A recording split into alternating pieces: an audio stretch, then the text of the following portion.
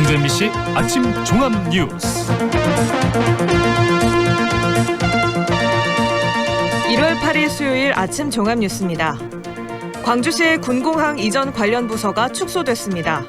군공항 이전 문제도 광주 전남 상생 의제로 올리지 않기로 하는 등 후순위로 밀려나고 있습니다. 안치홍 선수의 이적 파문이 계속되고 있습니다. 구단도 나름 사정이 있지만 기아가 올 시즌 좋은 성적을 못 낸다면 팬들의 실망과 비판은 계속될 수밖에 없습니다.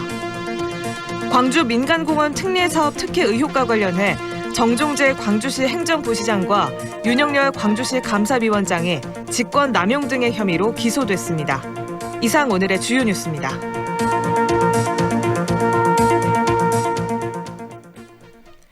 광주 군공항 이전 사업이 광주시에서 후순위로 밀려나는 분위기입니다. 광주시 조직에서 군공항 관련 부서가 축소됐고 군공항 이전 문제를 광주 전남 상생 의제로 올리지 않기로 했습니다. 이기상 기자입니다. 민선 7기 광주시가 군공항 이전 사업을 의욕적으로 추진하기 위해 신설한 부서가 군공항 이전 추진본부입니다. 지난해 말까지 모두 3개 과로 구성된 조직이었지만 올해 들어 2개 과로 전격 축소됐습니다. 군공항 이전 대상지 선정이 언제쯤이나 가능할지 알 수 없는 상황에서 사실상 개점 휴업 상태인 신도시 조성과를 팀 규모로 격화시킨 것입니다.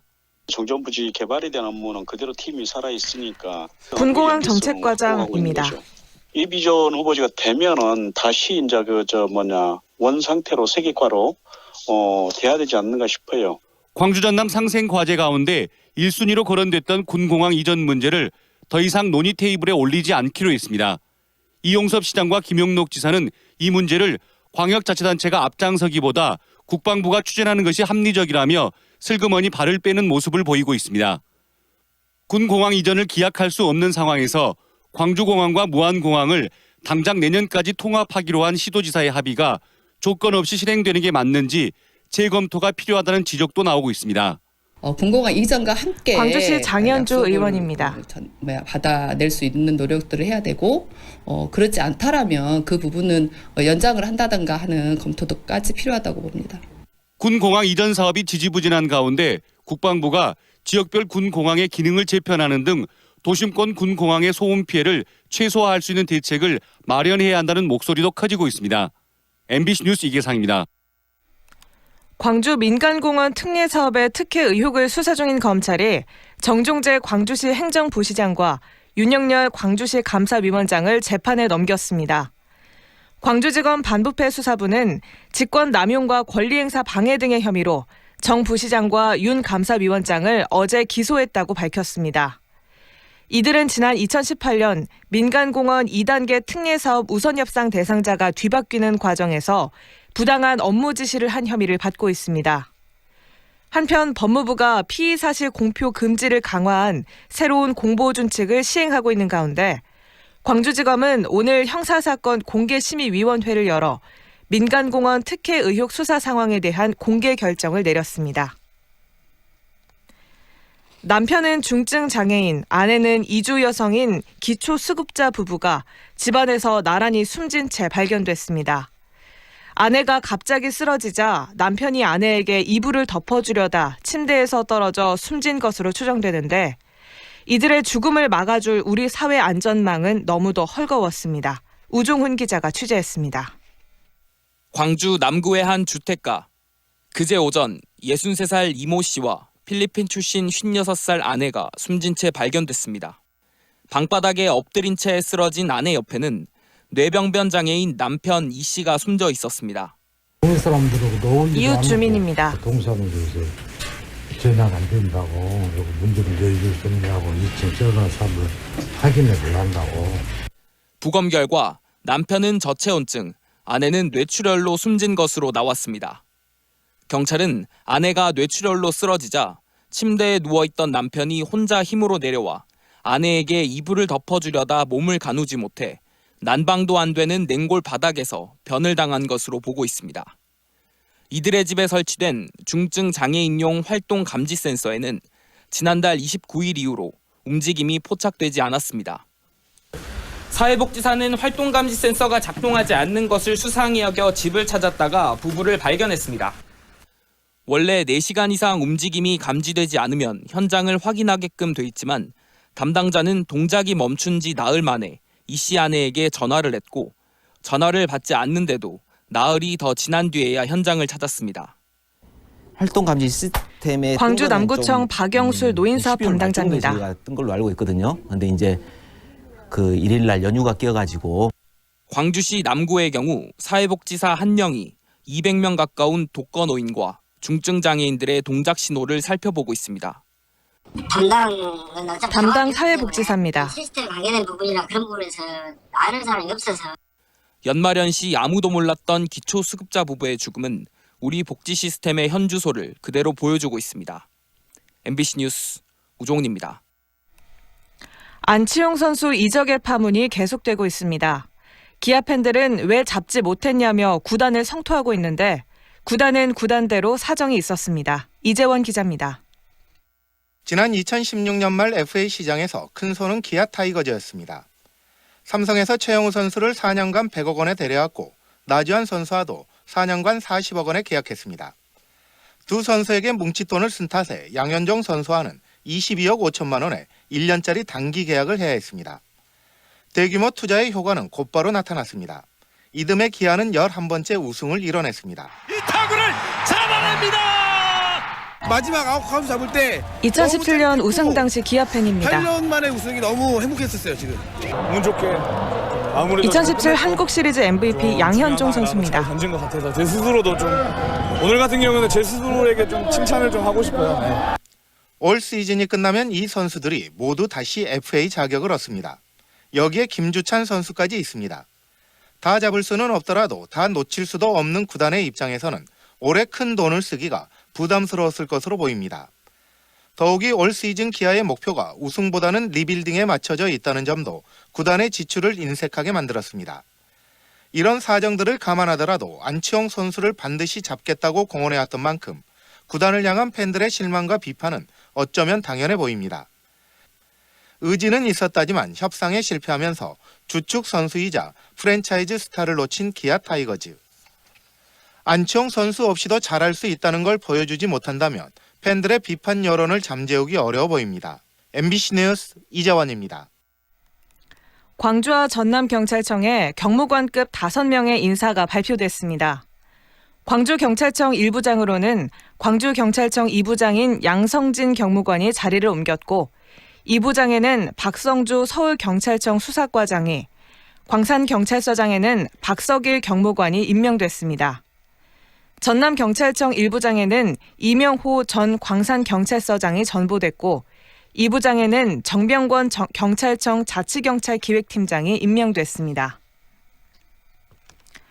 광주형 일자리 완성을 위해 추진된 빚그린 산학융합지구 조성 사업이 산업통상자원부 공모사업에 선정됐습니다. 광주시는 이에 따라 국비와 시비, 민간 자본 등 250억 원을 투입해 빚그린 산단의 산학융합 캠퍼스와 기업 연구관 등 인프라를 구축하기로 했습니다. 신설하는 캠퍼스에는 전남대 정규 학위 과정인 지능형 모빌리티 융합전공 학생 200여 명이 옮겨오고 기업 연구관에는 50여 개 기업이 입주할 예정입니다.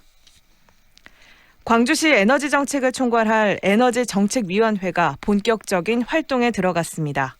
광주시는 에너지정책위원회 출범식을 가졌습니다. 광주 지역 현재 기온 영상 6도입니다. 이상으로 광주 MBC 아침 종합 뉴스를 모두 마칩니다. 진행의 이유진이었습니다.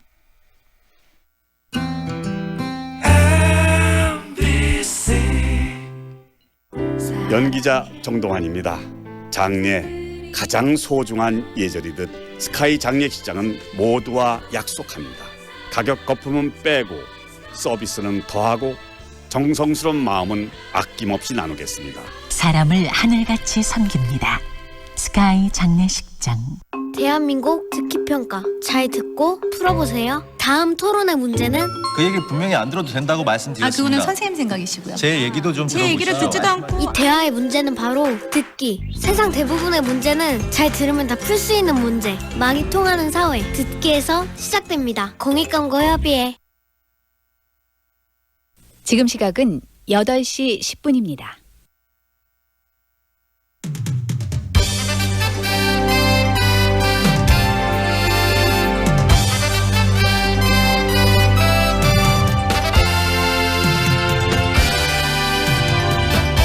황동현의 시선 집중. 선거가 있을 때마다 호남은 전략적 선택 또는 합리적 선택을 통해서 대한민국 민주주의의 균형점을 맞춰왔다라는 이야기를 듣곤 했는데요. 20대 총선에서는 국민의당을 선택해서 이 더불어민주당 일당 독점 시스템의 경종을 울렸던 게 또 호남이기도 합니다. 과연 21대 총선에서는 호남은 어떤 선택을 할 것인가, 그 이야기를 이어가고 있는데요. 3부에서 광고 듣고 또 더 깊은 이야기를 나누도록 하겠습니다. 어제부터 겨울비치고는 꽤 많은 양의 비가 쏟아지고 있습니다. 지금도 빗방울이 계속해서 떨어지고 있는데요. 앞으로 5mm가량 더 내리다가 비는 오늘 오전 중으로 그칠 것으로 보입니다. 비가 그친 뒤에는 찬 공기가 유입되면서 날씨가 다시 추워집니다. 현재 아침 기온이 6도가량을 보이고 있고요. 한낮에는 기온이 광주가 6도, 전남 지역이 5도가량을 나타내겠고 바람이 강하게 불면서 체감온도는 더 낮겠습니다. 오늘 아침 미세먼지 농도가 전국적으로 좋음 단계를 나타내고 있습니다. 하지만 비가 그친 뒤부터는 서쪽에서 국외 미세먼지가 유입되면서 오후부터 전국의 미세먼지 농도가 나쁨 단계를 보일 것으로 예상됩니다.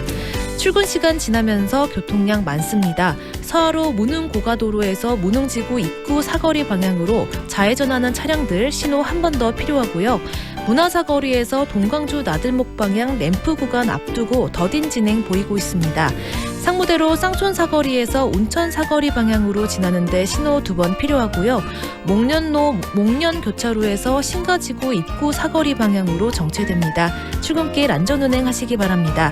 현재 광주의 기온은 6도, 습도는 93%입니다. 지금까지 모바일로 보는 광주부동산 아파트 시세를 한 번에 볼 수 있는 사랑방 겹찬 날씨와 교통정보의 신혜빈이었습니다. 세상을 밝히는 밝은 미소와 광주여자대학교, 여성이 열어가는 따뜻한 미래 광주여자대학교, 가련한 지성과 아름다운 커리어만 사관학교 광주여자대학교. 이대리를 불러 숫자 2만 눌러 062 둘둘둘에 둘둘둘둘 이대리 대리운전 062 누르고 2번만 읽어봐. 이대리 대리운전 눌러 062 둘둘둘에 둘둘둘둘 이대리 대리운전. 이사님, 이사는 어디가 좋은가요? 당연히 OK 익스프레스죠. 일반 이사 및 포장 이사, 그리고 사무실 이사까지 고객이 OK 할 때까지. 공짜 전화 080-383-1000번. 저렴한 가격에 서비스는 만족입니다. OK 익스프레스 080-383-1000번. 안녕하세요. 대한상공회의소 광주인력개발원입니다. 취업의 기술, 인생의 마술, 술술술술술 배워볼래. 취업의 기술, 인생의 마술, 착착착착착 설계 할래. 광주인력개발원 2020학년도 신입생 모집 12월 1일부터 3월 2일까지. 광주광역시와 기업지원 유관기관이 함께하는 기업 지원 시스템. 기업의 애로사항을 온라인을 통해 빠르고 편리하게 해결해드립니다. 간편한 상담과 빠른 정보 검색이 가능한 기업 지원 시스템. 검색창에서 광주광역시 기업 지원 시스템을 검색해보세요. 황동현의 시선집중 특집 2020 총선 그리고 호남의 선택 3부 시작합니다. 전남대학교 사학과 최영태 교수 그리고 뉴스통신 광주전남 취재본부의 구길용 본부장과 함께하고 있습니다. 교수님, 바로 질문을 던지겠습니다. 지금 20대 총선 국민의당이 압승을 했고요. 21대는 지금 더불어민주당이 여론조사를 보면 좀 앞서 나가고 있는데 20대 총선과 21대 총선의 가장 차이점이라면 어떤 게 있을까요? 저는 20대 총선이나 21대 총선이나 호남 사람들이 기대하는 것은 하나는 민주진영의 압승이고 두 번째는 적절한 경쟁 구도라고 생각이 되는데요. 네. 20대 총선에서는 이제 민주진영의 압승이라는 것과 더불어서 경쟁 구도 이것을 갖다가 잘 조화할 수 있는 인물로 호남 사람들이 안철수를 많이 생각했던 것 같아요. 네네. 그래서 당시 이제 총선 때 안철수 씨의 경우는 정치 입문하기 전에 안철수 이미지 그게 그대로 총선에서도 기대치로 반영이 되었던 것 같고요. 네. 그런데 안철수 씨의 진면목이 이제 지난 대선 때 호남 사람들한테 상당히 실망감을 줬잖아요. 네. 그런 측면에서 이제 과거의 안철수와 지금의 안철수는 다를 거라는 것이고 또 반면에 20대 총선 때는 이 지역에 유력한 대권 후보가 없었어요. 네. 반면에 21대 총선과 관련해서는 이낙연이라는 이제 유력한 대권 후보가 민주당에 있잖아요. 네네. 그리고 이번에 또 총리 후보로 정세균 씨도 전라북도 출신이고. 네. 그래서 이런 부분이 총선에 일정 부분 영향을 미치지 않겠느냐 저는 그렇게 생각을 합니다. 네. 구본부장님은 어떻게 보십니까? 네, 어차피 뭐 교수님 말씀하신 그 연장선인데요. 네. 정치 구도 측면에서 볼 때 이 민주당이 맞서는 대한정당이 영향력을 발휘할 수 있겠느냐 이 지점에서 접근해 볼 수 있다라고 봅니다. 20대 총선과 21대 총선. 20대 총선 그때 당시에는 국민의당이 녹색바람, 녹색 돌풍을 일으켰었죠. 네. 전북까지 포함해서 호남이 28석인데 그중에 23석을 휩쓸었습니다. 그 바람이 가능했던 것은 일단은 변화와 개혁에 대한 기대 이런 요구가 컸고 거기에 부합이 된 어떤 그 시기적인 요소가 있었고요. 네네. 또 교수님 말씀하신 대로 안철수라는 간판급 대권 주자가 있었기 때문에 가능했다 이렇게 봅니다. 하지만 지금 상황이 좀 많이 다르죠. 설사 안철수 전 대표가 합류를 하더라도 4년 전만큼 파괴력을 가질지도 의문이고요. 네. 또 이미 대선을 거치면서 평가가 끝났다 이런 시각들이 많습니다. 또 하나 20대 총선과 21대 총선을 비교를 해보면 민주당에 대한 지지도가 확연히 다릅니다. 당시에는 광주 전남 지역 내에 이른바 반문정서라는 게 있었습니다. 뭐 인사소외, 예산상의 소외가 얘기되면서 반문정서가 있었는데 따라서 당시에 민주당 지지도가 20%대 오히려 그 아래로 내려갈 때도 있었거든요. 그렇지만 지금은 민주당에 대한 지지도가 65%대이고 또 문재인 대통령에 대한 지지도는 그보다 더 높은 70%대를 지금 줄곧 유지하고 있습니다. 또 말씀하신 대로 이낙연 총리가 잠재적인 대권 주자로서 큰 높은 지지도 1위를 계속 유지하고 있지 않습니까? 그렇게 되면 유권자들은 아무래도 대권 주자가 있는 쪽으로 기울 수밖에 없는데 그게 20대 총선 당시 대한정당과 지금의 대한정당 그런 차이가 있을 수밖에 없다. 네. 따라서 이런 점에 힘입어서 민주당이 20대 때의 참패 그 쓴맛을 만회하겠다 이렇게 기대를 하고 있는 것 같습니다. 네. 결국은 이 총선의 이 호남에서의 주요 이슈가 민주당이 일정 독점 체제를 유지하기 위해서 총선에 승리를 해서 가져가느냐 아니면은 또 새로운 대한정당이 출연하는 이 문제도 있겠지만 또 중요한 게 이제는 이 호남 정치인들도 좀 세대 교체가 일어나야 된다는 이야기도 같이 나오고 있거든요. 네. 그 부분에 대한 얘기를 좀 했으면 좋겠습니다. 이 세대 교체 의견에 대해서 최 교수님은 어떤 생각이세요? 예, 뭐 세대 교체로 할 수도 있고 차세대 육성이라고 할 수도 있는 저는 꼭 필요하다고 생각이 되고요. 다만 차세대 지도자를 키우는 것과 세대 교체는 일부는 겹치지만 또 일부는 별개의 문제라고 생각을 합니다. 어느 사회든지 마찬가지지만 국회에도 선수를 중요시 하잖아요. 재선이냐 3선이냐 뭐 초선이냐 이런 것들. 우리나라 전체로도 그렇고 지역 정치를 위해서도 경험 있는 정치인과 새로운 정치인이 적절하게 균형을 유지한다 생각을 하고 있어요. 예를 들어서 우리 지역 출신 국회의원 중에서도 다선 의원이 있어야 정당 대표도 할 수 있고 대권 후보로도 나갈 수 있고 국회 상임위원장도 할 수 있고 그러지 않겠습니까? 예, 그런 측면에서 그냥 새로운 사람으로 막 교체해야 한다. 그 분위기가 너무 센 것도 문제라고 생각이 들어요. 네. 그래서 유능한 현역은 재신임을 해주고 그러면서 또 새롭고 어떤 전망 있는 신인을 갖다가 발굴하는 이런 것들이 동시적으로 진행이 돼야 한다고 생각이 되거든요. 네.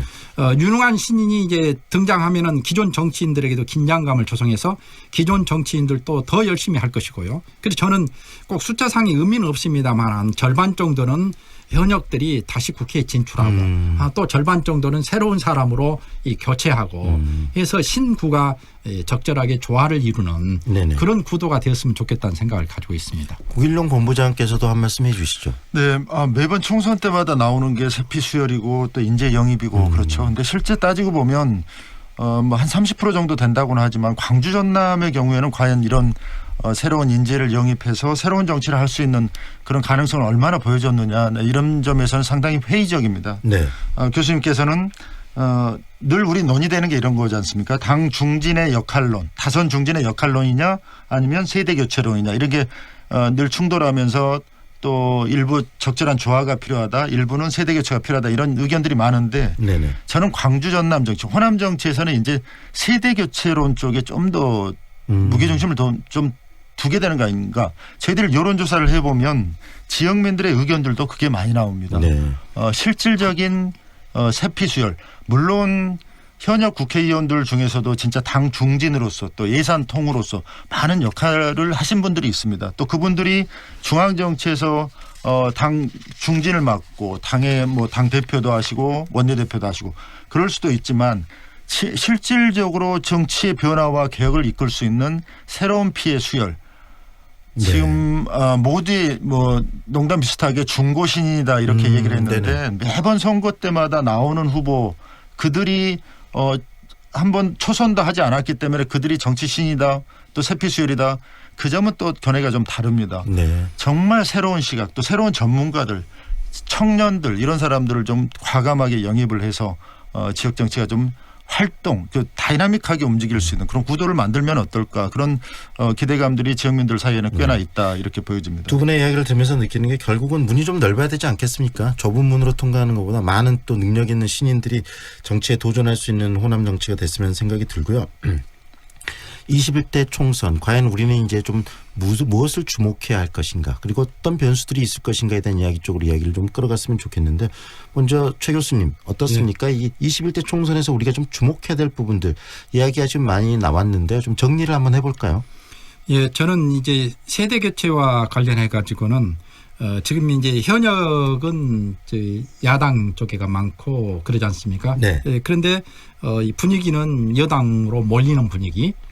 따라서 저는 저절로 국회의원들이 많이 바꿔지지 않을까 그렇게 생각이 되고 그 과정에서 세대 교체나 신진의 수혈이 이루어질 거라고 생각이 들어요. 그러나 너무 그냥 뭐 바꾸자 하는 것은 별로 안 좋다라는 게 저는 그런 생각이고요. 적절하게 균형이 유지돼야 한다. 그다음에 우리가 이제 유능한 정치인을 만드는 과정은 저는 경쟁 구도가 있어야 한다는 주의예요.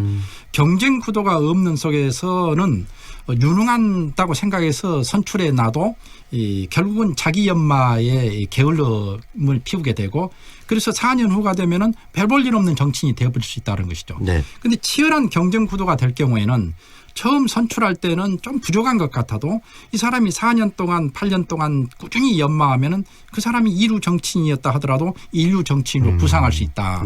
그래서 왜 호남에서 많이 교체를 하고 함에도 불구하고 유능한 정치인이 나오지 않느냐. 거기에 주요한 이유가 저는 경쟁 구도의 부재에서 생긴다고 생각이 들어요.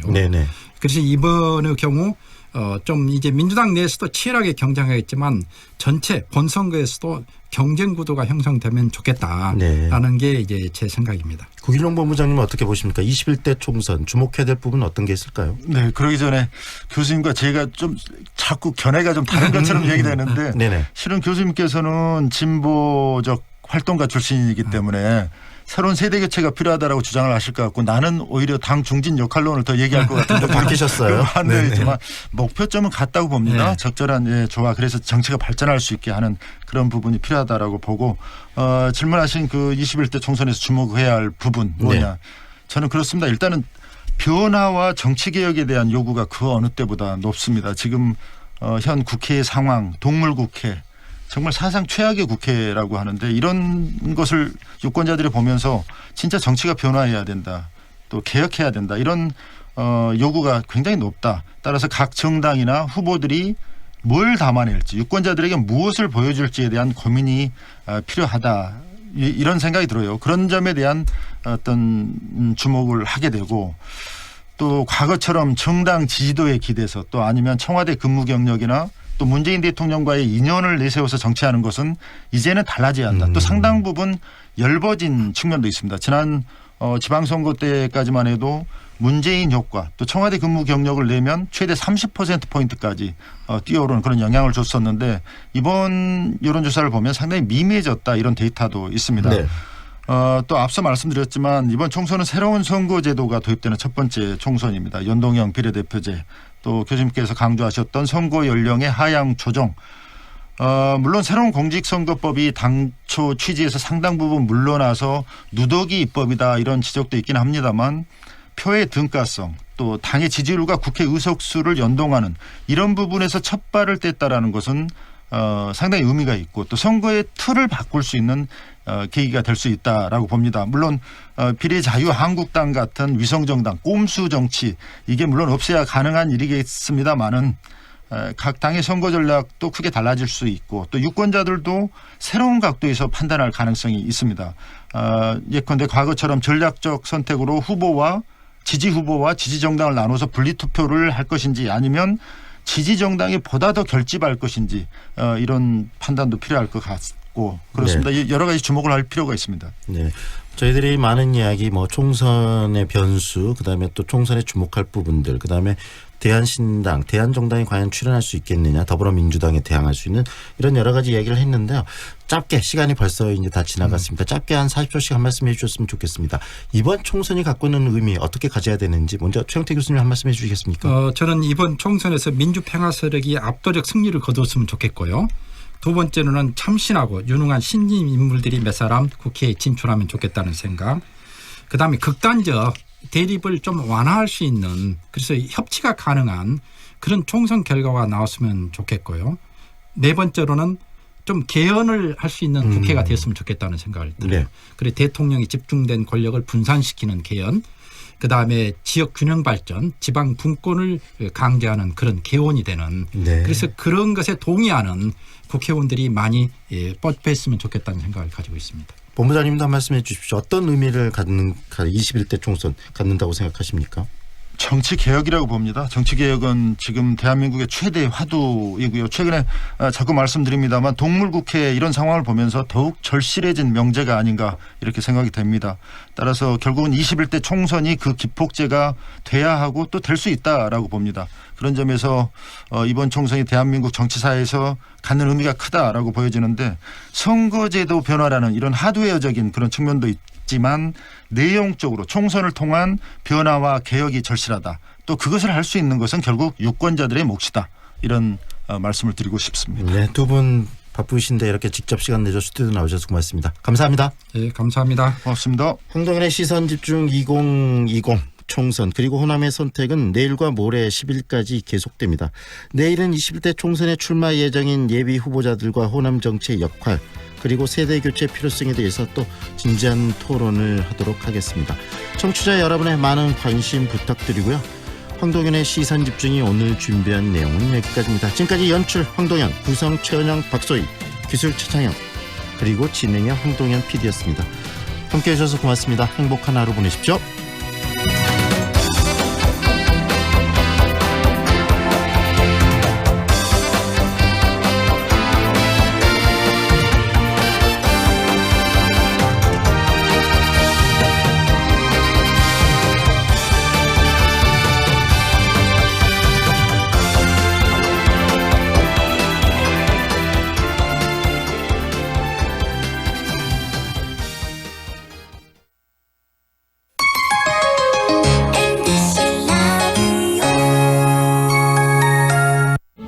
를 장례를 치르신 유족 박상한 님입니다. 엄마 보내고 참 힘들었는데 위로가 많이 됐어요. 3월 4일 장례를 치르신 유족 전승현 님입니다. 덕분에 잘 치렀습니다. 정말 감사합니다. 진정한 위로 남문 장례식장. 같은 장소, 같은 업무. 그런데 다른 배우? 비정규직을 정규직으로 전환하면 안정된 일자리도 늘리고 생산성 향상으로 상호 윈윈하게 됩니다. 노동이 존중받는 도시 광주시 비정규직 지원센터가 함께합니다. 무료 노동상담 1588-0620. 지식기반 사회를 이끌어가는 조선대학교 대학원. 글로벌 역량을 갖춘 국제 전문가, 창조적 능력을 갖춘 전문인재, 첨단 산업 분야, 고급 인재 양성의 요람. 조선대학교 대학원이 1월 3일부터 16일까지 2020학년도 전기 신입생을 모집합니다. 조선대학교 대학원 608-5038. 영산강에 내 이름 그려본다 친구야. 헐헐이 먼저 떠난 먼 여행길. 그대 먼저 떠나가도 나 슬퍼하지 않으리 친구야. 예와 정성을 다하는 나주 애향 장례식장 061-334-9000번. 지금 시각은 8시 30분입니다.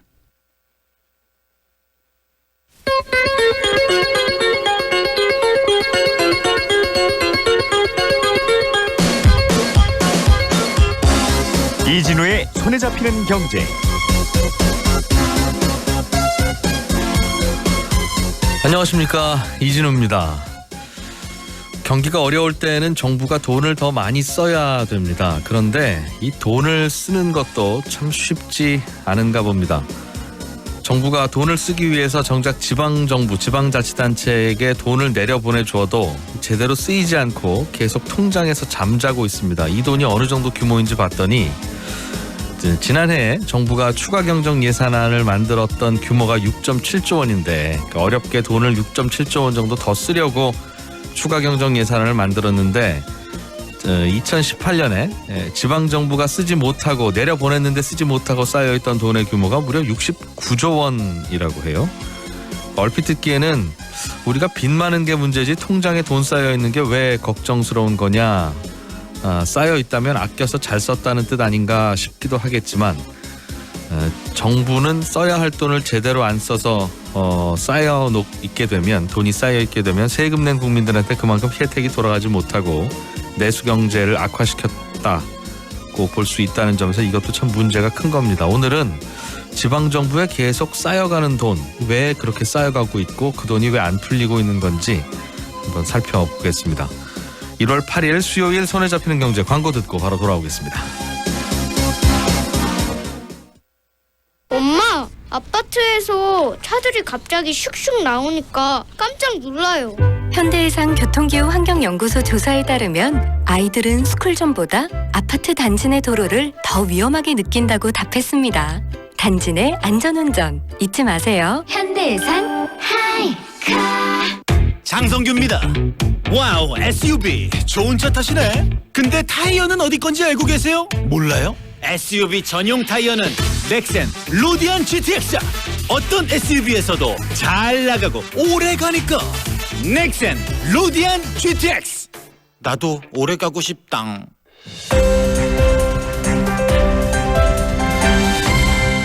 이진우의 손에 잡히는 경제. 네, 한겨레 신문 정남구 기자와 함께 경제 뉴스를 살펴보겠습니다. 어서 오십시오. 네, 안녕하십니까. 미국과 이란이 충돌하고 있어요. 새해부터. 미국이 솔레이마니 사령관을 살해하고 이란에서는 상당히 반발을 하고 있는데 시장은 조금 가라앉는 것 같기도 하고 생각보다는 많이 긴장 안 하는 것 같기도 한데 또 동향을 보면 꼭 그렇지 않은 면도 있는 것 같고요. 좀 정리를 해주시면 좋겠습니다. 공습이 있었던 게 지난 3일이죠. 예. 그날 그리고 월요일 정도까지는 이제 부정적인 흐름이 나타났는데 그 뒤에는 조금씩 이제 안정되고 있는 모양새입니다. 다만 큰 틀에서 평가를 하자면 이 사건이 세계 경제에 새로운 불확실성을 가져왔다, 이렇게 평가할 수 있겠습니다. 예. 올해 작년 말 정도에 세계 제조업 경기가 좀 나아지는 지표들이 좀 보였고, 그래서 올해는 세계 경제 회복론이 고개를 들고 있었는데 새해가 열리자마자 그런 낙관론이 일찌감치 고개를 숙이고 있다고 요약할 수가 있겠습니다. 이번 사태가 긴장을 키우는 건 분명한데요. 이란이 보복을 천명하고 있고 계속해서 반드시 하겠다고 공언을 하고 있죠. 사태 전개가 뭐 당장 어떤 해결적으로 갈 것 같지는 않고요. 불확실성 자체가 꽤 오래 가면서 사태가 나쁜 쪽으로 간다면 우려했던 일들이 좀 더 증폭되고 그럴 것 같습니다. 그럴게요. 이란이 어떤 식으로 반응을 하고 보복을 할지에 따라서 결과가 달라질 텐데 이게 이런 일이 벌어지면 금값은 좀 올라가는 게 보통이죠? 네. 금값은 그 무력 충돌 같은 게 있을 때 또는 그 인플레이션이 커서 돈 가치가 떨어질 때 또는 달러와 같은 안전자산에 대한 대체물이 필요할 때 이런 때에 오르는데요. 이번에는 금 시세가 확실히 다른 것보다 좀 더 두드러지게 움직임이 보입니다. 한국거래소에도 금 시장이 있는데요. 국내 시세를 보면 1월 2일 날 1g당 56,637원. 그게 어제 종가가 58,639원이었거든요. 사흘간 거래를 보면 3일, 6일 올랐고 어제 내렸는데 3.5% 올랐습니다. 국제금값 흐름을 보면 어젯밤에 미국 시장에서 0.55% 또 올랐거든요. 그래서 금값은 역시 불확실성을 반영한 흐름을 그대로 보여주고 있습니다. 3일 만에 2년치 정기예금 이자가 올랐네요. 네. 예. 말씀하신 대로 금값은 이렇게 세계 경제가 많이 위태위태할 때도 오르고 네. 또 경제가 너무 좋아서 돈이 많이 풀려서 인플레도 나타나고 그러다 보면 달러도 약세가 되고 할 때 네. 그때도 오르고. 네. 가치 저장을 위해서요. 네. 이래도 오르고 저래도 오르면 늘 오르는 것 같은데 꼭 그런 것 같지는 또 않고 어정쩡할 때는 또 내리더군요. 금도 어찌 보면 공업에 쓰이는 재료죠. 예. 네. 장기적으로는 그 재료로서의 가치를 반영해서 가격이 움직이는데 단기적인 변수나 또는 그 통화 가치의 안정에 따라서 또 다른 변수가 되더라고요. 유가도 오르긴 올랐는데 뭐 생각보다 많이 오르는 것 같지는 않고. 네, 그렇습니다. 중동은 유전지대이기 때문에 그 특히 군사적 충돌이 일어나거나 해서 공급 생산 수송에 차질이 생기면 이제 기름값이 오르고 합니다. 그런 염려를 반영해서 초기에는 그 많이 뛰었었거든요. 연말하고 6일하고 이렇게 비교해 보면 2.5%, 2.8% 이렇게 뛰었습니다. 두바이유 쪽이 좀 더 올랐었는데 어젯밤 흐름을 보면 서부 텍사스산 원유가 0.9% 떨어졌고요. 두바이유는 1.63% 떨어졌습니다. 그러니까 상승분의 절반 정도는 다 반납을 했다는 얘기죠. 1970년대에는 두 번의 석유 파동이 있었습니다. 다 중동에서 일어났던 그 정치적인 급변이나 무력 충돌에 의해서 일어났던 건데 지금은 석유의 경우에 수급이 공급이 우위 쪽이죠. 그래서 올해 석유값이 작년보다 떨어질 거다 이런 전망이 많았었습니다. 네. 지금 이란 사태가 초기에는 불안을 키울 거다 했는데 언제 어떤 형태로 이제 전개될지는 정확히 알 수 없는 거고 석유 공급은 석유는 수급상 공급이 많아서 그렇게 큰 차질을 빚지는 않을 거다 이런 전망이 많으니까 초기에 잠깐 뛰었던 게 가라앉고 있는데요. 작년 10월에 아람코 유전 드론 공격이 있었죠. 네. 처음에는 굉장히 뛰었지만 바로 안정이 되면서 오히려 석유값은 떨어졌었습니다.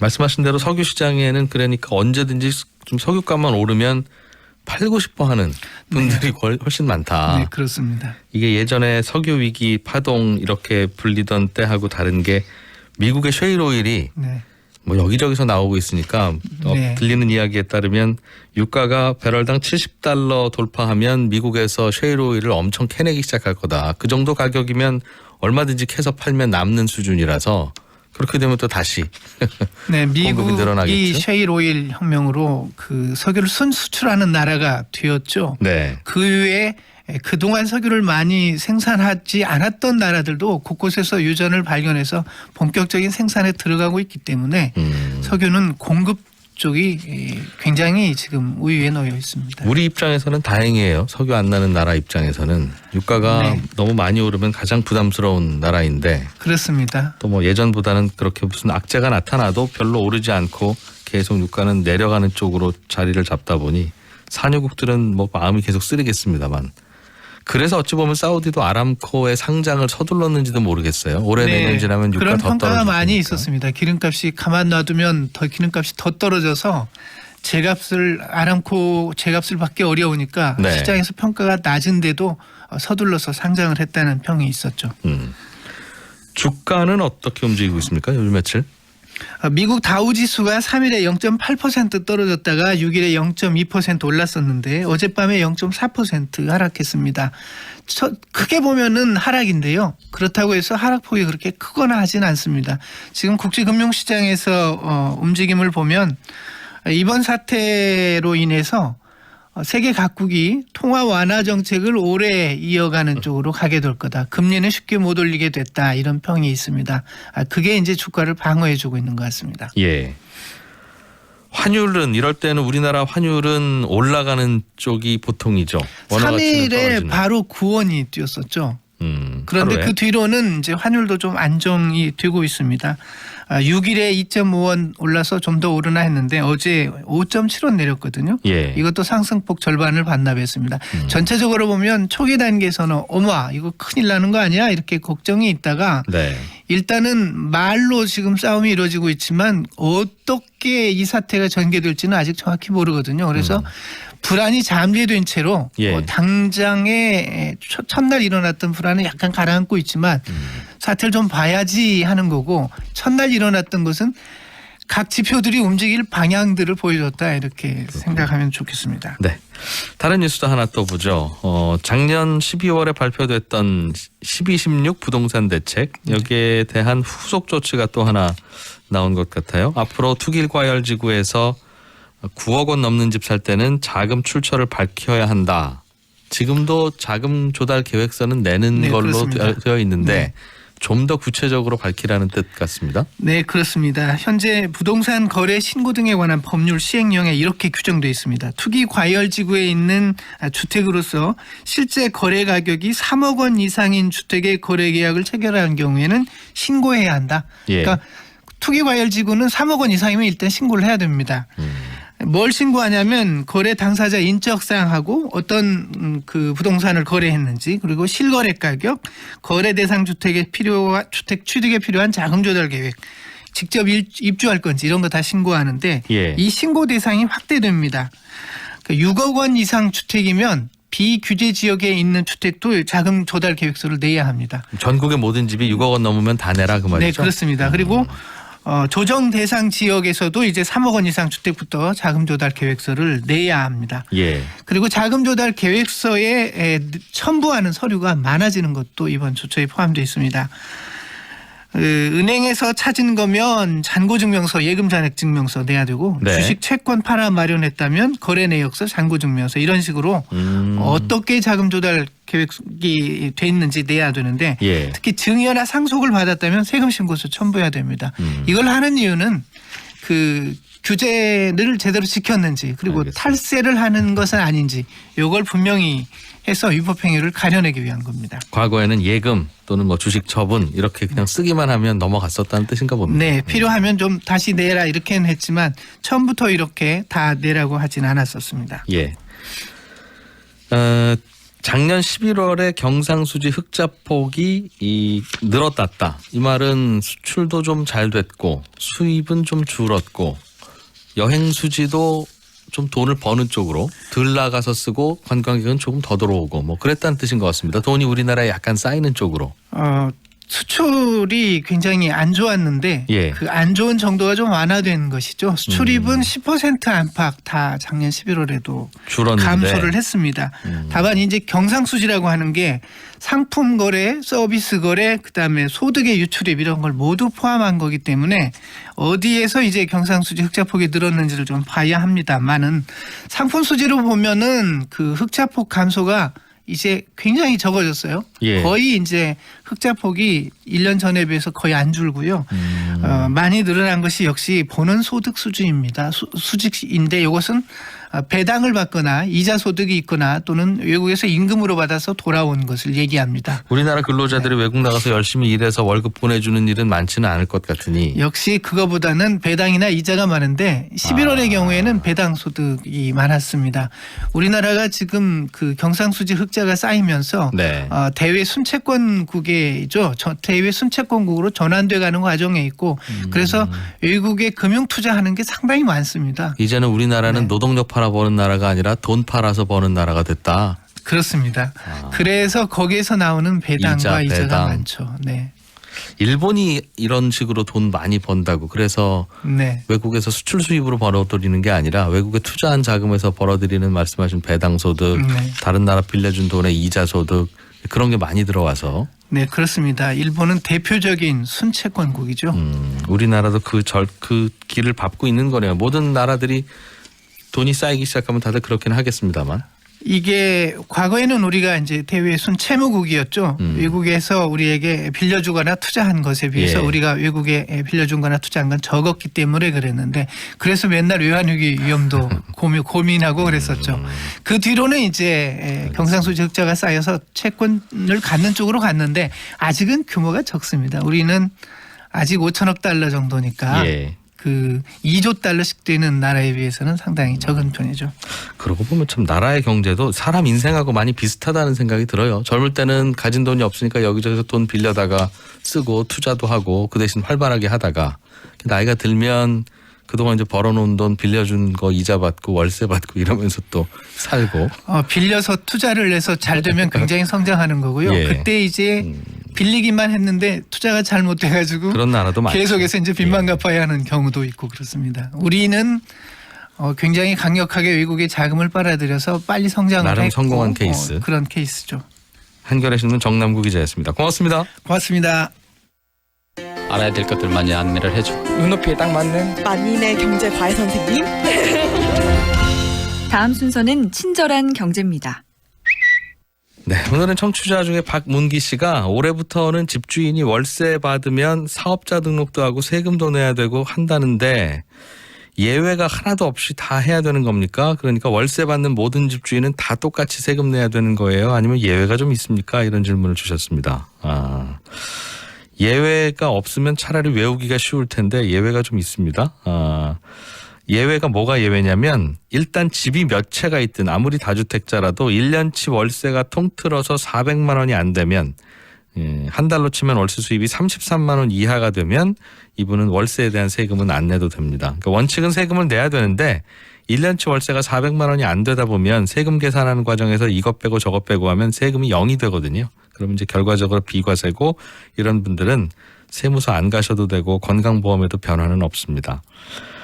그리고 1년치 월세 수입이 400만 원이 안 되면 예외라는 말씀 드렸고요. 400만 원이 혹시 넘더라도 기준시가 9억 이하짜리 집 한 채만 갖고 있는 1주택자는 또 봐줍니다. 그러니까 예를 들어서 집은 하나지만 그 집은 월세 주고 나는 밖에 전세 나와서 사는 경우도 있잖아요. 아니면 원룸 주택에 나도 살고 세입자도 좀 받고 그런데 결국 그 통째가 집이 한 채니까 그런 1주택자 그런 경우엔 1년치 월세가 다 더해도 2천만 원이 넘지만 않으면 역시 세금 안 내셔도 됩니다. 그러니까 다주택자라도 연간 월세 수입이 400이 안 넘거나 1주택자라면 2천만 원이 안 넘거나 그러면 대부분 예외라고 보시면 되겠고요.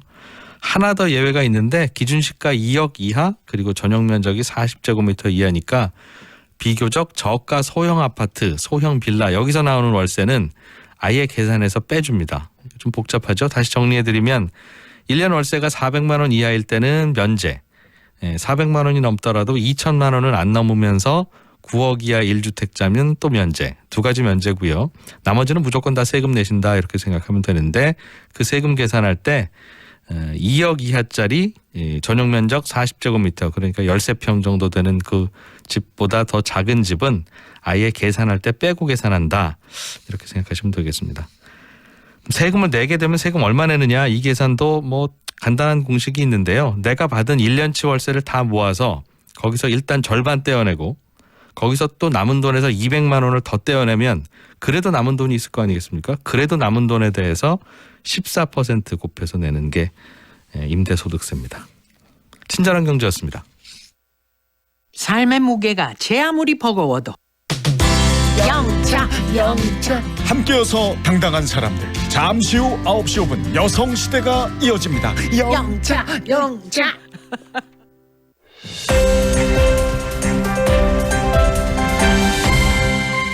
경제를 생각하는 사람들의 즐거운 습관. 이진우의 손에 잡히는 경제. 우리가 경기가 안 좋으면 기업들이 금고에 돈 많이 쌓아놓고 있으면서 왜 투자도 안 하냐 하면서 항상 아쉬운 소리도 하고 저 돈이 좀 풀려 나와야 경기가 풀리는데 이제 이런 걱정도 하는데 기업들이야 경기가 나빠질 것 같으니까 불안해서 안 쓴다고 치더라도 이 지자체들, 지방자치단체들도 현금을 많이 쌓아놓고 있는데 안 쓰고 있다고 해요. 무슨 문제가 있어서 그런 건지 좀 오늘 이거 좀 살펴보려고 나라살림연구소의 이상민 연구위원을 전화로 연결했습니다. 안녕하십니까? 예, 안녕하세요. 지방정부라고 하면 지자체들이죠. 그러니까 뭐 저 광역시 혹은 뭐 시도, 군 이런 쪽일 것 같은데 예. 돈이 얼마나 쌓여 있고 왜 쌓여 있는 거예요? 일단 18년도 결산을 보면은 번 돈이 280조 원 정도 되거든요. 그런데 쓴 돈이 한 210조 원 정도 돼요. 예. 근데 번 돈이 280조 원이고 쓴 돈이 210조 원이면은 한 70조 원 정도를 못 썼다라는 얘기잖아요. 예. 예, 한 70조 원 정도를 못 썼고 그 중에서 뭐 2월금이 한 절반 정도 돼서 한 35조 원 정도가 남아 있다라고 보시면 됩니다. 쓴 돈은 무슨 쓴 돈인지 알겠고 번 돈이라고 하면 지자체가 돈 버는 게 세금 걷거나 아니면 중앙 정부가 돈 쓰라고 내려보내 주거나 이제 둘 중에 하나일 텐데. 거의 딱딱 반반인데요. 한 예. 100조 원 정도는 자기가 지방세로 버는 돈이고요. 예. 그리고 한 100조 원 정도는 그 중앙 정부가 교부세나 보조금으로 주는 돈입니다. 그러면 대개는 지방 정부도 예산을 짜고 예산이라고 하는 게 얼마 돈 들어올지 예상을 해서 요 정도 돈 쓰겠다 하고 대부분은 쓰잖아요. 예, 그렇죠. 그런데 그럼 생각보다 돈이 더 들어온 겁니까? 아니면 들어올 거는 알고 있었는데 예산안을 짤 때 거기에 맞춰서 안 짠 겁니까? 두 가지가 다 되는데요. 예. 그 지자체 입장에서는 이게 제가 돈이 너무 많이 남았다라는 보고서를 내니까 이거 지자체 사정을 잘 몰라서 그렇다. 지자체는 어쩔 수 없다. 왜냐면은 예산을 짠 이후에 정부가 교부세를 나중에 정산해서 주는 돈도 많이 있거든요. 뭐 또 추경을 해서 주는 돈도 많이 있고. 예. 그래서 이게 지자체 입장에서는 예상할 수 없었던 수입이 이후에 예산을 짠 이후에 너무 많이 들어와서 이건 지자체는 어쩔 수 없는 거다라고 예. 말하기도 하는데요. 그런데 뭐 사실은 예상할 수도 있었던 돈도 많이 있죠. 예를 들면 어떤 건 예상할 수 없는 돈이고 어떤 게 좀 예상할 수 있는 돈이에요? 그러니까 예를 들어서 그 중앙정부가 지자체한테 돈을 주는데 이게 정산을 하거든요. 중앙정부가 돈이 너무 많이 내국세가 많이 거치면은 예. 그 다음에 정산해서 더 많이 주게 됩니다. 예. 그런데 이게 예산을 짠 이후에 주는 것은 맞지만 그런데 지자체 입장에서도 작년에 굉장히 국세가 많이 거쳤으니까 올해 예산을 짠 이후에 돈을 많이 더 받을 수 있을 것이다 라고 짐작을 할 수는 있죠. 그리고 그거보다 더 중요한 것은 사실상 작년에 쓰고 남았던 돈이 넘어온 거거든요. 네. 무슨 소리냐면은 재작년에 돈이 나오면은 남는 돈을 뭐 버리는 건 물론 아닐 테니까 이게 올해 넘어오게 되는 거잖아요. 예. 그 작년에 쓰고 남은 돈이 올해 얼마 들어올지를 정확하게 예측을 해야 되는데 이런 부분이 잘못된 부분이 많이 있습니다. 지방자치단체가 예산 짤 때 그러니까 원래 지방자치단체의 수입 중에는 정부가 그해 작년이죠. 작년에 그렇죠. 거둔 세금 중에 국세 중에 몇 %를 주도록 되어 있으니 예. 세금이 많이 잘 거친다는 뉴스가 들리면 지방정부는 내년에 그럼 요거 세금 중에 우리한테 들어오는 게 많겠구나라고 생각하고 내년 예산 짤 때 좀 더 반영을 해야 되는 것 같고 그거야 어려운 일 아닌 것 같고요. 세금이 그렇죠. 많이 넘친다 혹은 많이 잘 거치고 있다는 뉴스는 주기적으로 나오니까. 그렇죠. 그런데 그 반영을 안 한다는 겁니까?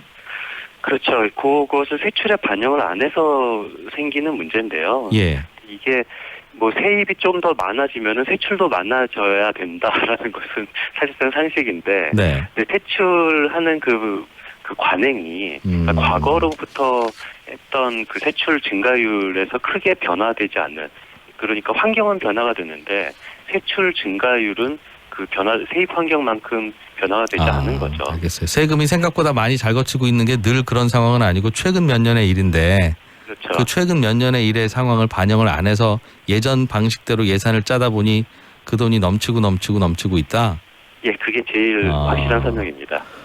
추경을 하면 정부에서는 그것도 지자체 입장에서는 예상 못했던 수입이겠지만 이거 얼른 쓰자고 내려보내잖아요. 그래도. 그렇죠. 그런데도 지자체에서는 잘 안 쓴다 그런 말이에요. 그렇죠. 그러니까 지자체 세출 관행이 공무원들은 사실 제일 중요한 게 관행이지 않습니까? 예. 그냥 과거에서 뭐 매년 뭐 한 5% 세출이 늘어났다라고 그러면 과거에도 5% 늘어났으니까 올해도 5% 늘면 되겠지라는 그런 잘못된 관행이 있어요. 그런데 예산 짤 때. 수입은 갑자기 5%가 아니라 뭐 7% 8%가 늘었으면 그렇다는데도 세출은 그냥 과거의 관행대로만 이 세출 예산을 짜면은 이렇게 될 수밖에 없는 거죠. 그래도 한 해 하다 보면 남는 돈이 많으면 그 다음에는 더 많이 쓰려고 할 텐데 왜 이 질문 드리냐면 원래 지자체들은 이런저런 돈 많이 써서 인기 얻기를 바라는 거 아니겠습니까? 아니면 당은 그렇죠. 지자체 주민들한테도 돈이 많이 가면 이래저래 좋을 것이고 그 돈 통장에 쌓아놔봐야 뭐 좋을 게 있겠어요. 그래서 오히려 낭비하는 게 걱정이라 그런 거 견제하자는 게 일반적인데 왜 안 쓰죠?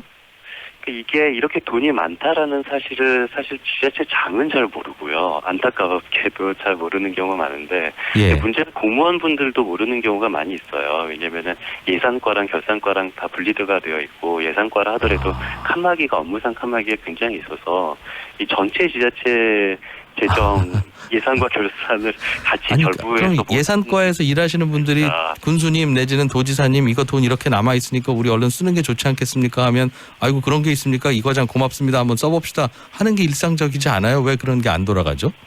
그게 참 저도 안타까운 일인데요. 이게 제대로 그런 식으로 보고가 안 되는 경우가 많이 있죠. 아, 괜히 그거 보고하면 내일 많아져서 그런가요? 글쎄요. 저도 왜 그런지는 모르겠는데. 그래서 얼마 쌓여 있다고요? 한 69조 원을 못 썼어요. 69조 원을 못 쓴 돈 69조 원인데 근데 2월금이 한 절반 정도 되니까 쌓여있는 돈은 한 35조 원. 순세계잉여금이라고 하는데요. 쌓여있는 돈은 35조 원이라고 보고 그러니까 그게 거둔 세금이거나 시중에서 뽑아 올린 돈일 텐데 안 쓰고 쌓여 있으니까 경기 활성화가 잘 안 되는 여러 요인 중에 하나겠네요. 35조 원이라는 돈이 그냥 뭐 통장에 쌓여 있는데 매수가 잘 될 이유가 없다고 봅니다. 저는. 다 써서 풀리기만 했어도 경제 성장률이 1~2%포인트는 올라갈 수준이었을 텐데. 아무튼 알겠습니다. 고맙습니다. 예. 네, 나라살림연구원의 이상민 연구위원이었습니다. 예, 손에 잡히는 경제는 또 내일 아침 8시 30분에 오죠. 고맙습니다.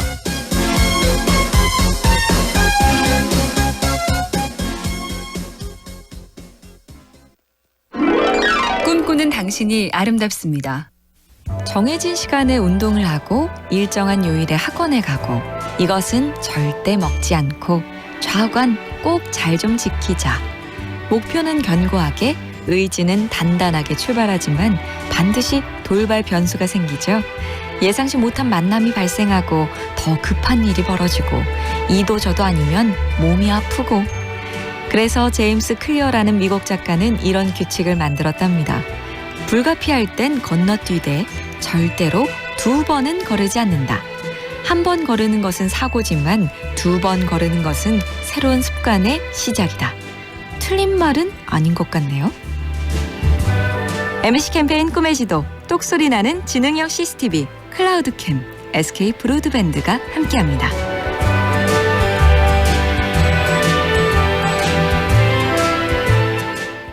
지금 시각은 8시 57분입니다. 광주 신우신협과 함께한 40년. 더 행복해지셨나요? 덕분에 사업이 잘 됩니다. 저는 큰 집으로 이사했어요. 사업자 대출, 신용, 담보, 건설자금, 햇살론 등 대출이 필요할 땐 광주 신우신협으로 오세요. 문의 364-6103. 살리고 열로 한번 살리고 전기로 한 번 더 살리고 경제도 환경도 살리고 한국지역 난방공사. 열로 한 번, 전기로 한 번. 에너지 셀 틈 없이 2번 살리는 열병합 발전.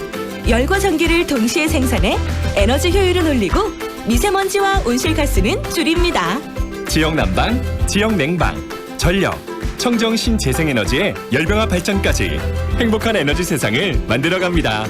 이 캠페인은 대한민국 친환경 에너지 공기업 한국지역 난방공사가 함께합니다.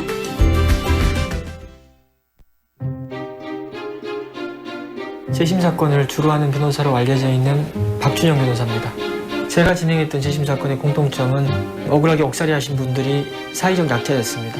배우지 못한 분들, 가난한 분들, 그리고 장애가 있는 분들이었죠. 사법정의라는 것이 현실에서는 이렇게 공정하지 못하구나라는 생각을 하게 되죠. 갈수록 집회 시위가 많아지고 있습니다. 그리고 높은 곳으로 막 올라가세요. 단식도 많이 하고 힘 있는 사람들의 고통에는 주목해주고 나같이 힘없고 많이 가지지 못한 사람의 고통에 대해서는 관심을 주지 않느냐라는 절규거든요. 그들의 고통을 우리가 똑같이 취급하고 똑같이 대해줬다면 극단적인 선택이나 힘겨운 어떤 투쟁을 할 이유가 없는 거죠. 새해에는 높이 올라가는 사람이 좀 줄었으면 좋겠고 오랫동안 밥을 먹지 못하는 사람이 줄었으면 좋겠습니다. 투쟁의 방식이 조금씩 바뀌었으면 좋겠다. 시스템이 공정하면은 바뀌겠죠. 좋은 사례가 될 수 있도록 더 노력해야겠다라고 생각합니다. 광주 MBC 연중 캠페인 공정, 건강한 공동체 출발점입니다. 이 캠페인은 광주광역시, 한국농어촌공사, 국민무한국제공항 면세점이 함께합니다. AM 819kHz, 표준 FM 93.9MHz, 광주 MBC 라디오입니다. HLCN. 친구처럼 다정한 연인처럼 MBC 문화방송. 여러분의 다정한 친구 광주문화방송이 9시를 알려드립니다.